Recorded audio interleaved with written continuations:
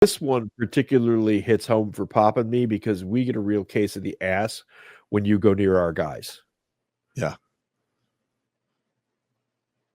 Army wants to overhaul its dining halls with campus-style food and maybe even delivery service. The Army wants to model its next generation chow halls on campus cafeterias. That's ridiculous. Well, the Air Force has already been doing this for decades, minus the delivery stuff. Because I used to go over to McCord, and literally their chow hall was like run like a Denny's. Yes, the Air Force chow halls were excellent. I remember walking into the one at Goodfellow Air Force Base, and there were like tables, and people were polite, and the food was good, and we were very confused.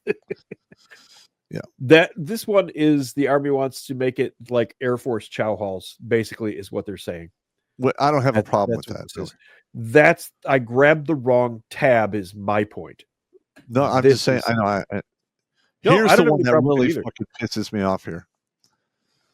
151 million missing. Report reveals why U.S. soldiers are facing food shortages at commissaries. All right. Now, in regards to this is only covering a limited number of bases. They haven't actually audited all of the active duty bases that have chow halls. And I bet you that 151 million is going to go way up. We're talking probably, if you go across the entire military, all of the active duty bases that have chow halls. That's Army, Navy, Air Force, Marines. It's probably in the $500 million or maybe $750 million of missing money. Now, here's the thing that really bothers me: is you enlist in the military voluntarily. Yep. And you know that they're not going to pay you well. You're just putting in your dues, doing your 2, 4, 5, 6 years, whatever. You want your GI Bill, I got it. But the one thing we're promised is 3 hots and a cot. And when I went in, we got that. Yeah, now, they weren't always stellar meals, but they were okay. They were always very few times that I go in the chow hall and just go, I can't eat this food. Yep. And that was usually like liver and onion days. I'm not doing that. Fuck off. And I think that's probably the only but if there was meal. liver and onions, there was always fucking fried chicken or a burger or hot dog. Grab a couple of grilled cheese and a salad or something. Yeah. I mean, it wasn't great, but it was okay. Yeah. My favorite meal was chili mac. Oh God, I love chili mac. I used to go crazy for that shit. I would still eat chili mac. Oh fuck yeah, I'd eat it too. Dude, I made surrender monkey soup for dinner tonight. And then once I became an E5, I was able to spend more time in the chow. I wasn't really rushed as much, so I'd always get the omelets made to order, which was fucking phenomenal. Oh yeah. Yeah. In the regiment, they had that. That was awesome. But you got a really good breakfast and a really good dinner. Lunch, maybe you ran in there, got a burger, or they had some sandwiches you could take, and because you're always doing stuff during the day. My first unit was Camp Essayance in Korea. We had the last chow hall that was all Army cooks. That is to say, the actual MOS with a mess sergeant, and no civilians. And Essayance also played all of the bugle calls. And at noon, they would sound the chow bugle call, and it was like Pavlov's dog. Everybody in the battalion area, they would all face toward the chow hall and just start walking toward it. It's like something out of Night of the Living Dead, but like for lunch call. Yeah. But the thing is, go back to that one article. Right. So now they're paying you like shit. They're giving you money for BAS, basic allowance for sustainment or subsistence. It's basically your food. Yep. And they're taking all that money from you because you're eating at the chow hall, and then they're feeding you garbage fucking food, or they're having food shortages.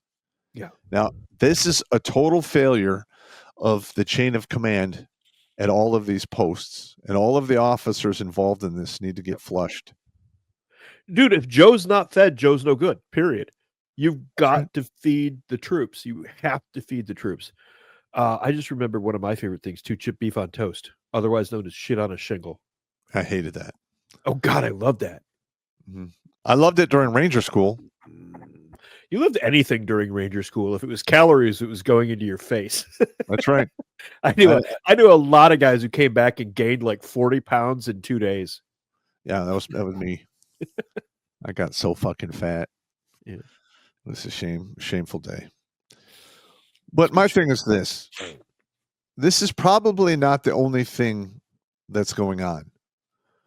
There's probably all kinds of money getting, disappeared here, taken there, misappropriated. And we need to track all of this money down and hold these people accountable for this bullshit. Yeah.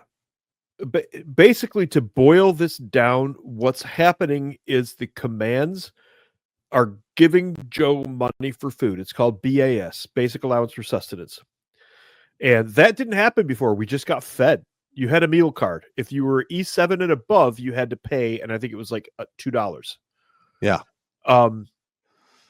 Now they're making Joe pay for his food, but now there are bases taking away that BAS, and nobody knows where the fucking money is going. And Joe's just shit out of luck and has to pay out of his pocket in a time where everything is screwed anyway. Uh-huh. And you've got massive inflation, and it's freaking $12 just to go to Burger King. Are you fucking kidding me right now? Yeah, I'm going to tell you this right now. This is a sergeant major's job. This is why they exist. All right. The sergeant major is especially a command sergeant major is like the senior enlisted in a battalion or senior enlisted in a division or corps. And that this is the sergeant major's job. Yeah. Is to make sure shit is rolling along fine. Nothing is coming off the rails. And I mean, I'll tell you right now, if I was on one of these posts and I was like a first sergeant or sergeant first class, yeah, and I hear some rumblings from my guys that they're getting fucked at the chow hall, I myself would go and experience the butt fucking in the chow hall. I would take pictures or take samples, and then I'd do the duck walk up to see the man, put it on the sergeant major's fucking desk, and go, "What the fuck is this, sergeant major? Why are we? What is going on? This is bullshit." I have a story that skips a step. Yeah. When we were at Essayance, the mess sergeant apparently found some old field rats. Remember T-rats? Yep. Found some old field rats that he needed to get rid of. So one night for dinner, we walk in and the mess sergeant has T-rat ribs, which are dry, barely edible, mostly leathery things in a sauce. An unspecified sauce. He also had mac and cheese out and greens, which was nice of him. Our mess sergeant at the time was a basketball American, so he at least had the mac and cheese and the greens out, but he had T-rat ribs out there. The sergeant major walks in and sees this and bellows at the top of his lungs, "Oh, hell no!"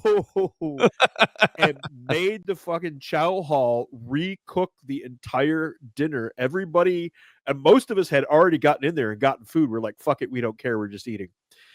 The sergeant major made them recook the whole fucking meal, and we all got to eat again. Good. Which for Joe is like bonus prizes galore. 2 dinners? Yeah. Oh, 2 dinner. Exactly. But yeah, the sergeant major was mad as fuck. He had a case of the ass for T-rats too. So yeah, but this is the sergeant. This is like a basic job for a sergeant major. Yeah. And now because this is in the media, all of those officers are going to get fucking smoked. And it's the sergeant major could have prevented all of this if they just would have jumped in their shit and said, "What the fuck is going on here?" Yeah, absolutely true. This kind of stuff is unfucking forgivable. When we talk about, we came out here to talk about the nuts and bolts of how the Army works. This is the bare bones, bottom metal meeting the road shit right here. If you can't feed Joe, you don't have an army. That's There's an right. old army saying an army runs on its stomach. And guess what? That comes from the fucking Romans. Yep. An 'Cause army it runs on was. its stomach. Yeah. I mean, the first thing bad food will do more damage to your military morale in your unit than pretty much anything else. Yes. Absolutely correct. And you want to see morale go the hell up, go out on a really shitty exercise, and when the troops come back, have like, and it can be fucking frozen patties and franks from the damn commissary, but have a barbecue going when the troops come back, and all of a Yep. sudden morale is at like 400%. Yeah, they love that shit. Yep. You've been out in the woods for 3 weeks. It's shitty. You're covered in mud. You come back and you're assed out. All you want to do is fucking kill somebody. Usually your platoon sergeant, and they've got the barbecue going. All of a sudden, everything is suddenly better. You go stuff a burger in your face, catch a shower, come back out, get a couple of cold ones and some burgers and a couple of dogs, and everything's fine. Makes it all go away. Well, it makes it a lot more tolerable. Yes, makes it a hell of a lot tolerable. But that's what our commands used to do to keep morale up. Or we'd have mandatory fun days, and it would just be barbecue and beer and playing horseshoes. Mm-hmm. Shit like that. And you had to be there, but it didn't really suck because you were just kind of fucking around, but as a unit. All I can say is this: this past 4 years has literally gutted our military, Yes, all we're a wreck. branches, and I would say basically the poor leadership we've had in the military. Now, I'm just talking basically from the Army perspective. But I have had to deal with really shitty leadership for my entire military career. That's why I hate officers. That's fine. I And understand. Like I said, I had 3 good ones in the entire 11 years that I was in. but here's the thing. All right. If you look at how they pick these officers, they get, letters of recommendation like, oh, he was the captain at his football team and he's going to go to West Point.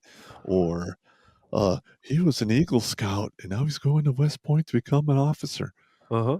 Now, I don't give a fuck if you're a captain of, whatever fucking team or an Eagle Scout or whatever accolades you have in the civilian world. It's the fucking civilian world. It's not the same as the military. And we're going to send these fucktards to West Point and other military academies, pay their tuition, pour an insane amount of taxpayer dollars into these people with no proven track record of leadership at all. In today's day and age, where death can come in a fraction of a second, I want the guy leading to actually know how to lead, be a natural leader. Because Yeah, I don't care. You can absolutely. go to all of these colleges, you can take all these classes. If you are not a born leader, you never will be. You can be a manager, but you're not going to be that leader. One of the big mistakes the Army made at the end of the Vietnam War was to remove the specialist ranks, especially in some of the more technical MOSs, Mhm. because a lot of guys I know were forced into leadership positions who were Not leaders. top-notch fucking operators for what we did for signals intelligence. Top-notch guys. And now they've got to be a platoon sergeant, or now they got to go be a freaking platoon sergeant at a schoolhouse or some shit like that. And they don't want to. They don't want to be leaders. So that split there for the specialist ranks and the NCO ranks, they should have left that. Mm-hmm. In the infantry, it's not as important. Well, what I'm trying to say though is why don't we pick an E5 who's been in the Army 2 to 4 years? Yeah. With a good track record, who's a natural leader, because you'll know if he's a leader or not. That's pretty much your first field problem. You'll figure it out. Yep.